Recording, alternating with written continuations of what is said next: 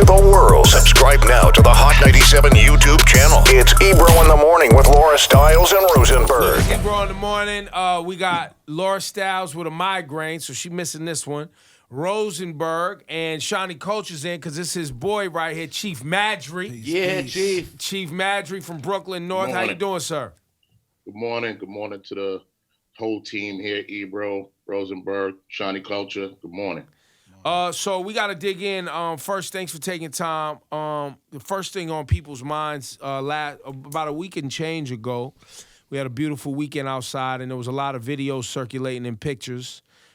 Pictures of police in the white neighborhoods handing out, masks to people who didn't have masks and they weren't social distancing in the park, and videos of what seemed to be police, being very aggressive and sometimes overstepping bounds with people in the black neighborhoods. What's the truth? And what do you want us to know about what we saw? Okay, so let's start off with the truth. The truth is, and I'm the commander of Brooklyn North, so I speak specifically for Brooklyn North because I know what we do here. The truth here in Brooklyn North is we've been all over this community, not only handing out masks, but we've given out laptops, bringing food to families, supporting this neighborhood entirely. Brownsville, East New York, Williamsburg, Bed-Stuy, Greenpoint, you name it, we've been all over the borough. We've given out masks in public housing developments. We've given out masks to our community-based organizations, clergy, so they can distribute to, their members, their congregations. So we've done a lot, okay? Now, in terms of the videos, and I'll be the first one to say that some of those videos were disturbing. I wasn't happy with what I saw because we're in a pandemic right now, and we're all suffering.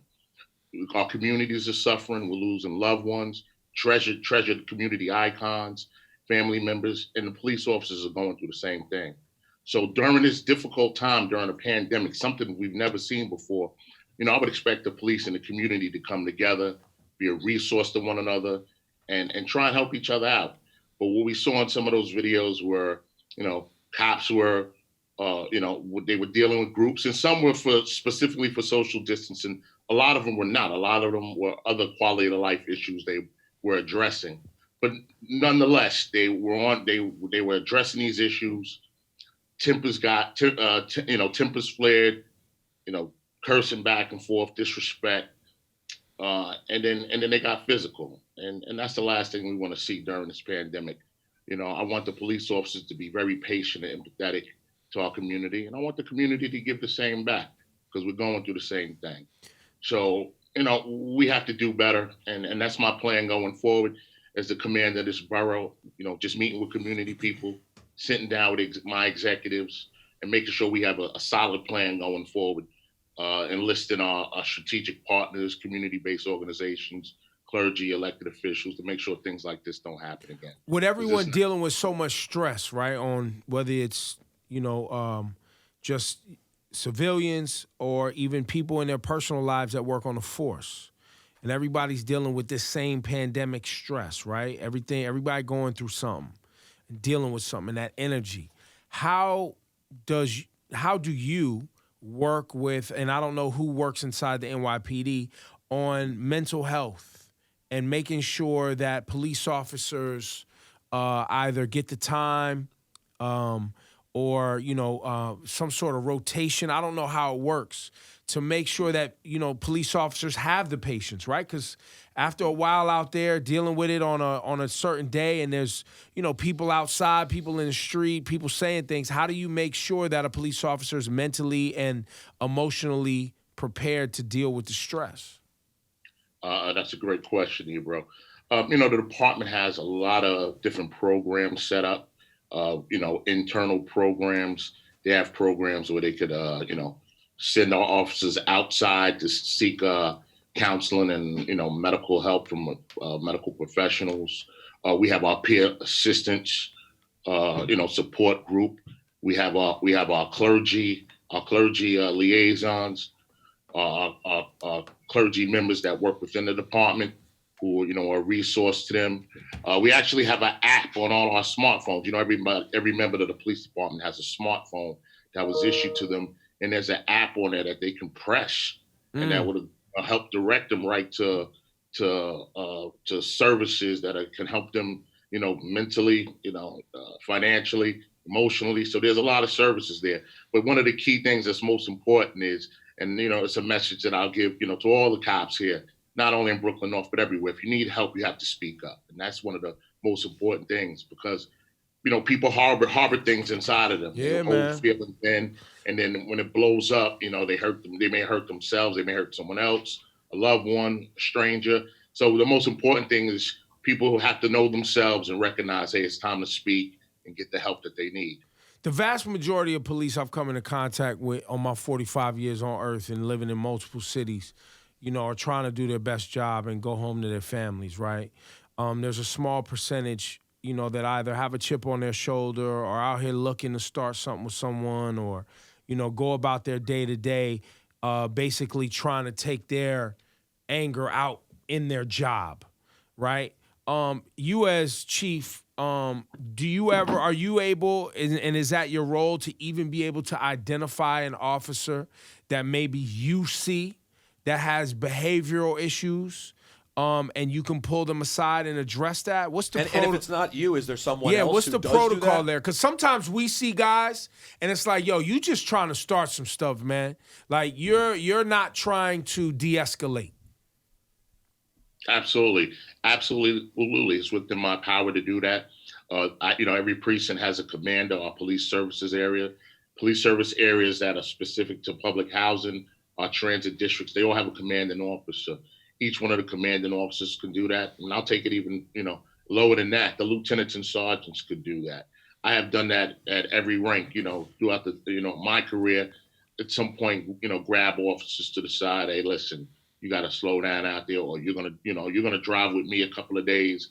Let's talk. How about we handle things?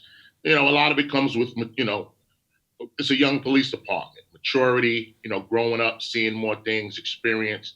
I think over time officers do, become better, but it's like anywhere else. It's a big department.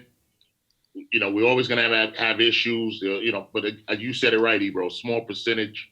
I think, we have people that have problems, and then we have to work on that as an agency and make sure we get the best out of them. Or if they are not meant to be police officers, they got to go.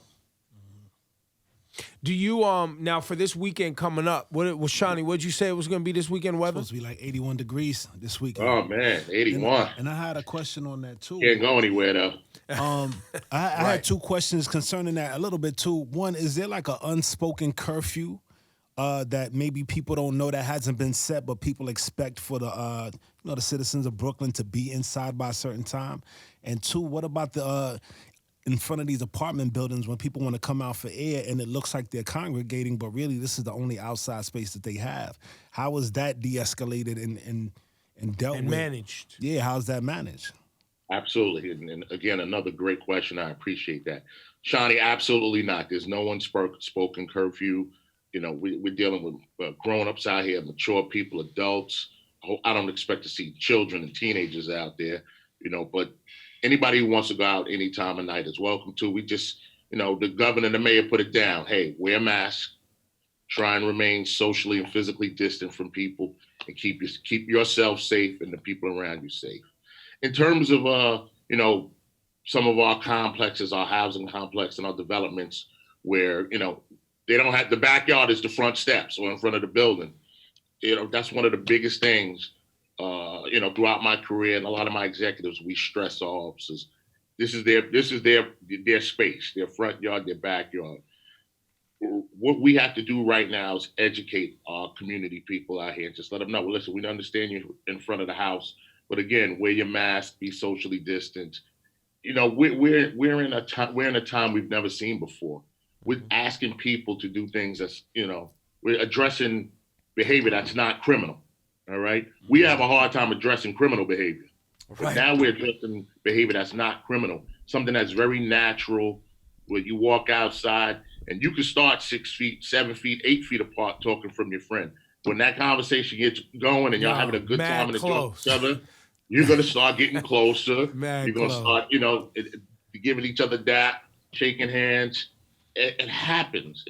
And we have to be very conscious of that as a department, and just be very respectful of our approach, So, and make sure we're talking to people in the proper way, and just ask them to keep themselves safe. so listen, it's a really tough spot, Chief, because yeah, listen, I mean, it's not criminal, but at the same time, you can't just be outside posting up, talking to people like everything's normal either. And on the flip side, when I look at my area, I live on Riverside Park.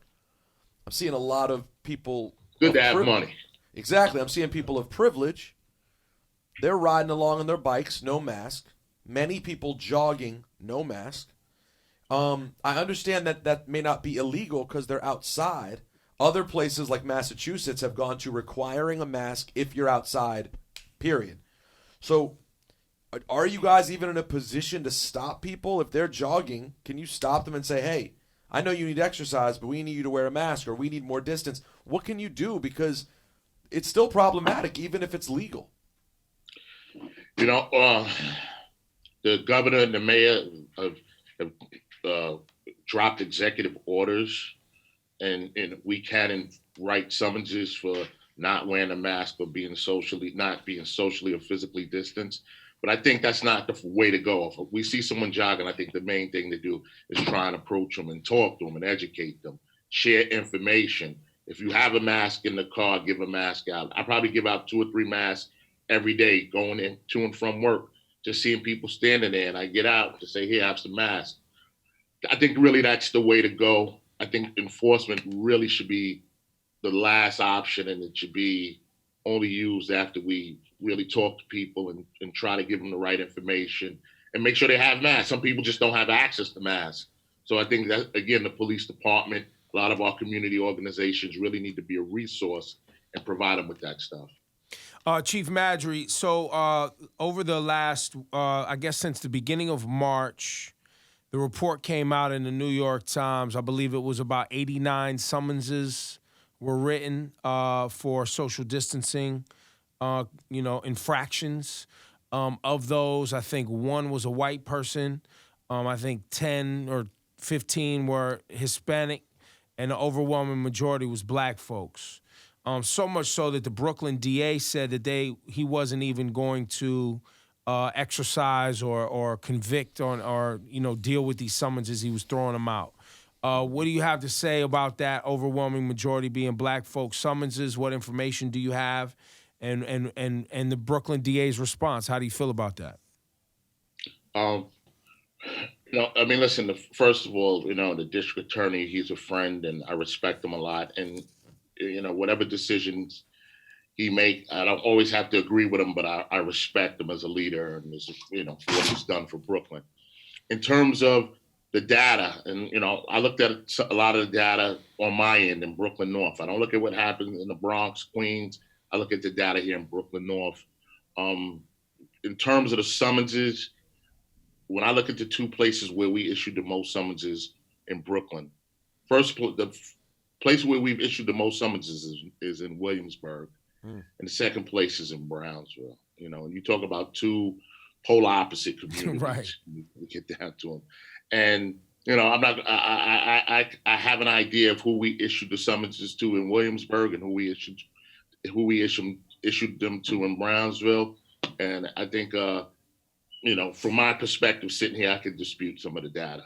All right, but and a lot of the things too, where they talk about summonses or arrests that were made for social distancing. When you really look deeper, a lot of it's not social distancing. It's quality of life infractions, gambling. It's a public consumption of alcohol. I had a month ago when during the pandemic, guys out there rolling dice with masks on, and one of them gets shot, an innocent female gets shot. We're going to address gambling in public. We're going to address drinking in public. These are things that we would address even, without a pandemic. That's what we do as a department to try and keep our community safe. I think there's some underlying issues with some of the summonses and videos, but I don't like seeing videos where there are violent encounters where cops and community are fighting over something we really need to be protecting each other over. I mean, to me, it's the exact opposite. We're telling people to stand apart. Next, we're on the floor fighting with them and we're on top of each other. I think we have to do a better job. All of us, cops, community, working together, understanding what's going on out here, being patient, being empathetic, and working together, building programs so we can help our youth, support our seniors.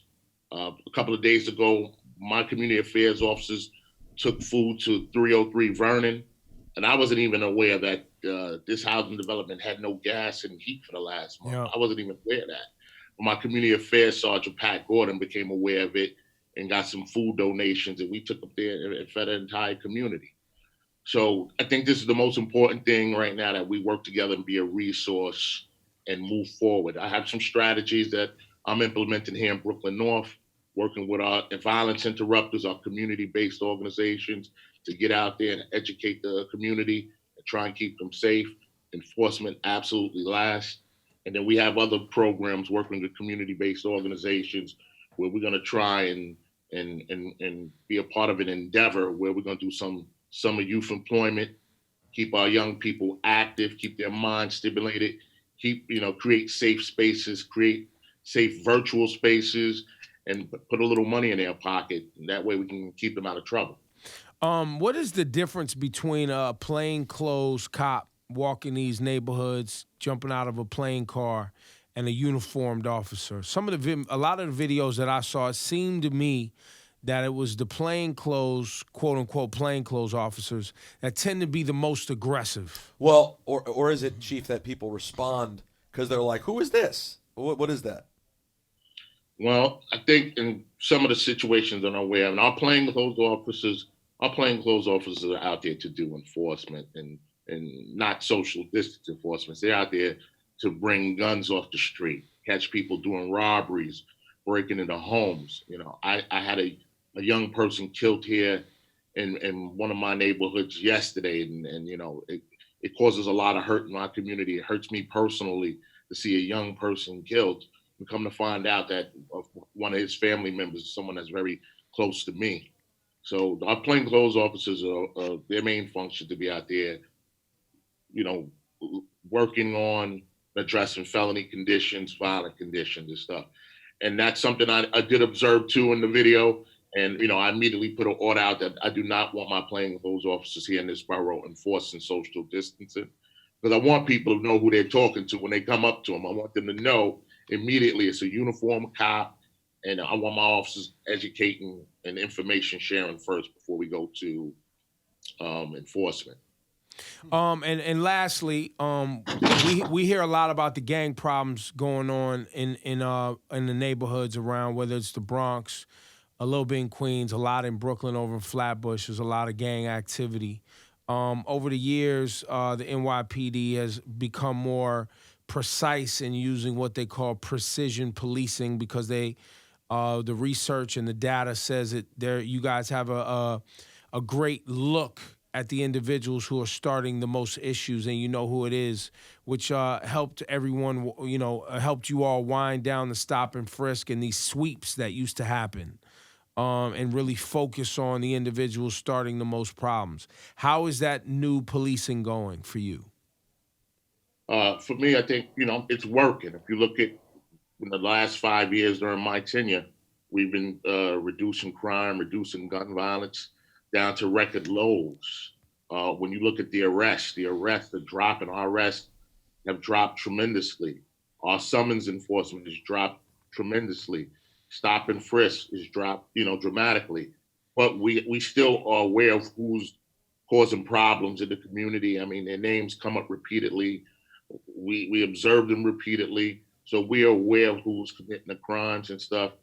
And that's how we're trying to focus. We want to have a good relationship with our citizens who are out here working and doing things that make the community safer, more vibrant. And we want to really focus on the people whose main focus is to go out here and commit trouble. And I think precision policing is the way to go, along with neighborhood policing, our youth coordination officers, building these relationships. And these are some of the people that I've enlisted for the up and coming hot weekends to go out along with the clergy, along with the violence interrupters and other community-based organizations to go out there and talk to people, help keep people safe, help prevent violence and help us squash this pandemic so we can get back to normal way of life. What's the focus for the weekend? What do you want people to know, specifically from Chief Maddrey at Brooklyn North and the neighborhoods that you are working with? What do you want people to know about managing this weekend with the beautiful weather that we have coming up? Specifically for me, Ebro, I want people to enjoy the hot weather. It's okay to go outside and get a little air, but let's just be responsible. Let's wear our masks. Let's try and remain physically and socially distant. And the same message to my cops: go out there and enjoy the fresh air. If you're working, you make sure you have your mask on as well. When you're talking to community people, we're out there to be a resource and to educate them first. I want the communities and the cops to show respect for each other and be a resource to one another during this difficult time. We all need to pull together to get through it. What's the biggest mistake you see people in the community making that they don't understand social distancing?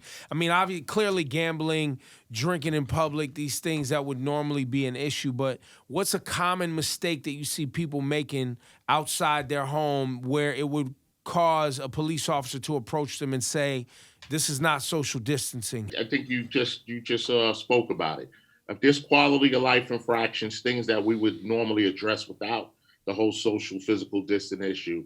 If you're out there doing that, if you're out drinking on a public sidewalk in the middle of the street, smoking marijuana publicly in the street, gambling in the street, we're going to stop you. We're going to enforce those laws. But I think people need to be patient. People know when they're doing wrong, and they got to accept when they're doing wrong and just respect the officers and try and, let the officers do their job without it becoming a violent clash. A lot of times, if you just kind of listen and go along with what the officer's saying, he might not even write you a summons. He may just give you a warning or tell you to pour out your liquor. People have to be respectful of the police, and the police have to be respectful of the community. Chief Maddrey, y'all got anything else before we let him go? Nah, thank you, Chief. That was good. That was good. You felt good about that one? Yeah. I mean, we got to work together, so that's the bottom line. You know what I mean? We got to understand them. They got to understand us. I mean, the aggressiveness, if that could be toned down because of understanding circumstance and the police officers really understanding the communities that they're policing. We've always had conversations about people who aren't familiar with the culture. So I think that helps a lot when they're connected to the culture and understand it. That makes for an easier understanding of each other in a circumstance. And you're absolutely right. We definitely have to understand each other. And, part of that's my responsibility, my precinct commander's responsibility to make sure we're talking to our officers, especially our young officers coming out the academy. We have to make sure we have a curriculum within Brooklyn North where they're talking to our partners, our clergy, people in the community, and just learning what what goes on out here in the streets and how to handle people and just to show the proper amount of respect and treat people with dignity. I think when we do that, 98% of the times we're successful. So it's those small 1 or 2% when, things go awry, people misspeak or tempers just flare up too quickly that things get bad. And we're looking to avoid that. I'll say this, this is the first time you and I have had a conversation. I will say talking to you and hearing you acknowledge error and acknowledge that there's things that needs to be done better and fixed. I feel like that's one of the biggest flaws that not only police officers, but people in power in general have.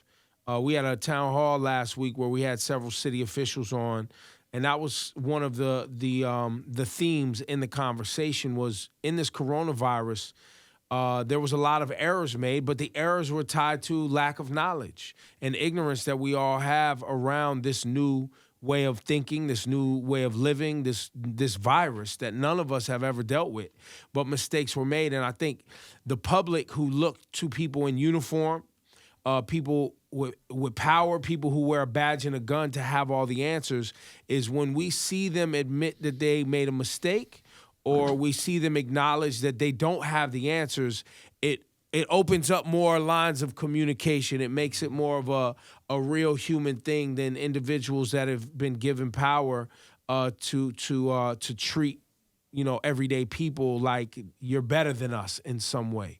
So I got to say that it was good to see you and have this conversation, because it gave me some respect for you and also for the job you're trying to do over there in Brooklyn North. Ebro, thank you. I just think all of us have to lead with humility and just, when I go out here and talk to people in the street, and I went to spoke to a group over in Marcus Garvey Village 2 days ago. And, when I got out the car, they were on the step. So I kind of already knew they had a couple of beers on the step. So they started getting a little antsy. As soon as I got out the car, I said, fellas, I'm here in peace. I just want to talk to you. And we had a conversation about what's going on over there in that particular area. And, they voiced their concerns to me. So I have to take their concerns back to the precinct and make sure we go out there and start working better with that particular community where we've had fractured relationships through the years. So I just think, we have our work cut out for us, but we have some great initiatives coming up. The Project Lead initiative that I'm going to be working on with the community-based organization, New York City Together, trying to get young people into summer youth employment. I think that's important. I think, we all, however we can, need to see how we could be supportive to our seniors and to young people and give them the resources they need. And I think it'll make all our lives better. Chief Maddrey, thank you for your time.